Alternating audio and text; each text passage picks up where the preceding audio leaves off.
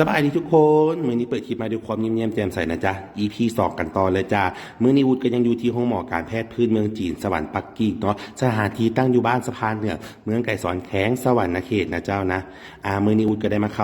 พบกับแพทย์ผู้เชี่ยวชาญของเพิ่นซึ่งว่าเพิ่นเป็นคนจีนและมีประสบการณ์มากกว่า20ปีบ่ต้องย่านเนาะเพิ่นมีล่ามแปลภาษาให้นะจ๊ะเป็นกันเอ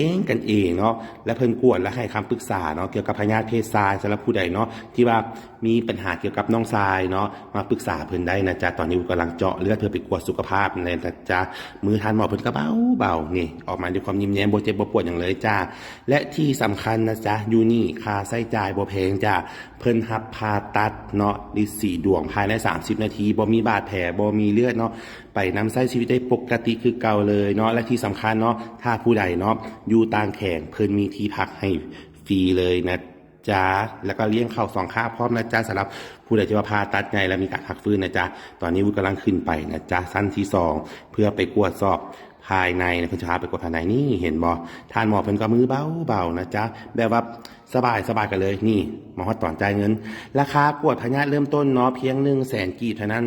เนาะและที่สำคัญเพิ่นมีเครื่องมือเครื่องแพทย์ที่ทันสมัยนะจ๊ะย้ำอีกสำหรับผู้ใดเนาะที่ว่าทายแล้วเจ็บน่องซ้ายทายรักทายเบาออกหลอกออกเลือดมาหาเพิ่นได้เลยนะจ๊ะเพิ่นมีทานหมอผู้เชี่ยวชาญจากประเทศจีนกว่า20 กว่าปีแล้วนะจ๊ะสามารถติดต่อเบอร์เพิ่นได้ที่หน้ารูปนี้เลยนะจ๊ะ